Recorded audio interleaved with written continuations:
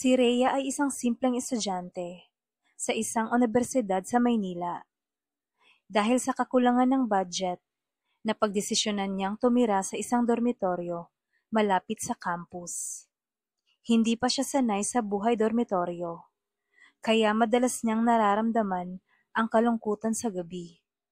Walang pamilya sa malapit, at ang mga kaibigan niya ay bihirang makapunta sa kanyang dorm. Sa bawat araw, ang kanyang mundo ay tila umiikot lang sa kanyang mga aralin at paglalakad papunta sa mga klase. Isang araw, habang ang mga estudyante ay nagmamadaling magpunta sa kanilang mga klase, nakita ni Rhea si Lian sa dormitoryo. Siya ang bagong residente sa kabilang kwarto ng dorm. Maganda si Lian, may matamis na ngiti at mga mata na puno ng sigla. Sa kabila ng pagiging tahimik, may kakaibang aura si Lian na hindi maipaliwanag ni Rhea. May isang araw, habang naghahapunan siya sa kantin, bigla niyang narinig ang boses ni Lian. "Rhea, di ba? Dito ka rin pala sa dormitoryo?" Nagulat si Rhea sa tanong ni Lian. "Oo, dito nga. Ikaw?" "Naglipat lang ako kaninang umaga sa kabilang kwarto," sagot ni Lian, sabay ngiti. Mula noon, naging magkaibigan sila ni Lian. Hindi naging mahirap magkausap dahil pareho silang mahilig sa mga libro at musika. Madalas silang magkasama sa library, at kapag tapos na ang klase, magkasama silang naglalakad pauwi sa dorm. Habang tumatagal, mas lalong naging malapit si Rhea at Lian. Palagi silang magkasama sa mga aktibidad sa dorm. Mga laro, movie nights, at minsan pagkain sa labas ng campus. May mga pagkakataon na, pagkatapos ng mahabang araw, magkasama silang umupo sa gilid ng bintana ng dorm. Pinagmamasdan ang mga ilaw ng lungsod at nagkwekwentuhan. "Paano ka naman napunta dito sa Maynila, Rhea?" tanong ni Lian. Isang gabi, habang sila ay nagkakasayahan sa kanilang kwarto. "Nag-aral lang, wala nang iba," sagot ni Rhea, medyo tahimik. "May mga bagay ka bang gustong gawin dito na hindi mo pa nasusubukan?" Bilang sagot, sumandal si Rhea sa pader ng kwarto at tumingin sa mga mata ni Lian. "Gusto kong matutunan ang magpatawad sa sarili ko," sabi niya, na para bang may mga alaala siyang hindi pa kayang harapin. Walang sagot si Lian, ngunit nakita ni Rhea sa mga mata nito ang isang malalim na pag-unawa. Tinitigan siya ni Lian nang hindi nagsasalita. Tila ba ang mga mata ni Lian ang naging sagot sa kanyang tanong. Isang gabi, pagkatapos ng isang mahirap na araw ng pagsusulit, umuwi si Rhea ng pagod na pagod. Nakita niyang nakaupo si Lian sa kanilang kwarto. Ang mga mata nito ay nakatutok sa isang librong hindi binabasa. Palibhasa'y pagod, hindi maiwasan ni Rhea na magtampo. "Nasa ibang mundo ka na naman," sabi ni Rhea. Ang tono ay hindi maiwasang magpahayag ng tampo.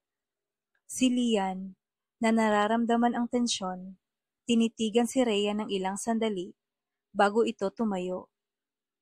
"Sorry kung hindi kita matulungan. Alam mo namang hindi ko kayang gawing magaan ang lahat ng nangyayari sa buhay mo. Pero nandito ako, Rhea. Lagi akong nandyan." Dahil sa narinig, hindi napigilan ni Rhea na lumapit kay Lian. Iba ang nararamdaman niya. Parang may hinagpis at pananabik sa kanyang puso na hindi kayang ipaliwanag. "Ang hirap," sambit ni Rhea.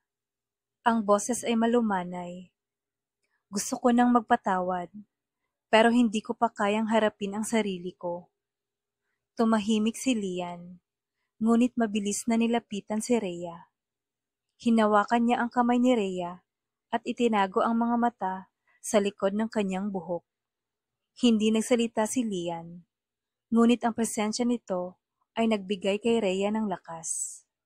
Habang ang mga mata ni Rhea ay puno ng kalungkutan, bigla niyang naramdaman ang init ng mga labi ni Lian sa kanyang mga labi.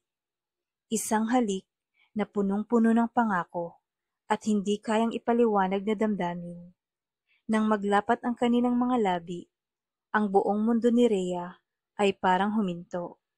Isang damdamin ng pagnanasa, pagmamahal, at takot ang sabay-sabay na sumiksik sa kanyang dibdib.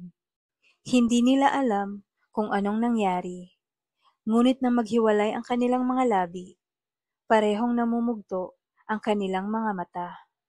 Rhea, mahinang tinig ni Lian. Hindi ko alam kung anong nararamdaman ko. Sagot ni Rhea. Ang puso ay tumitibok ng mabilis. Ako rin. Sagot ni Lian. Ang mga kamay ay dahan-dahang humaplos sa mukha ni Rhea. Pero sigurado akong may dahilan kung bakit nandito tayo sa isa't isa. Nandyan na ang mga salitang nais nilang sabihin, ngunit natatakot silang pag-usapan. Subalit, sa kabila ng takot, nahanap nila ang lakas upang magsimula muli. Sa halik na iyon, natutunan nilang tanggapin ang bawat isa sa kabila ng kanilang mga takot. Simula ng gabing iyon, naging magkaibigan pa rin sila, ngunit sa isang mas malalim na antas. Hindi na nila kailangang itago ang kanilang nararamdaman. Ang kanilang relasyon ay puno ng mga pagnanasa at pag-unawa. Bawat gabi ay nagiging mas makulay at puno ng pagmamahal. Sa bawat pagkikita, natutunan nilang tanggapin ang kanilang mga sarili at magpatuloy sa buhay ng magkasama. Ang mga halik na puno ng kahulugan ay naging simbolo ng kanilang pagmamahal at pagtanggap sa isa't isa. Isang taon pagkatapos ng kanilang pagkikita, si Rhea at Lian ay magkasama pa rin, at ang kanilang pagmamahalan ay lumago at naging mas matatag. Wala nang lihim na itinatago. Pareho nilang natutunan na tanggapin ang kanilang pagmamahal at magsimula ng magkasama. Hindi ko na alam kung anong mangyayari sa hinaharap, sabi ni Rhea isang gabi, habang magkasama silang naglalakad sa ilalim ng makulimlim na kalangitan. Pero alam ko, wala nang makakapigil sa ating dalawa. Tama ka, sabi ni Lian, at binigyan niya si Rhea ng isang matamis na ngiti. Wala na. Sa ilalim ng maliwanag na buwan, ang kanilang mga puso ay nagtagpo, at ang lihim na pagmamahal sa loob ng dormitoryo ay hindi na lihim.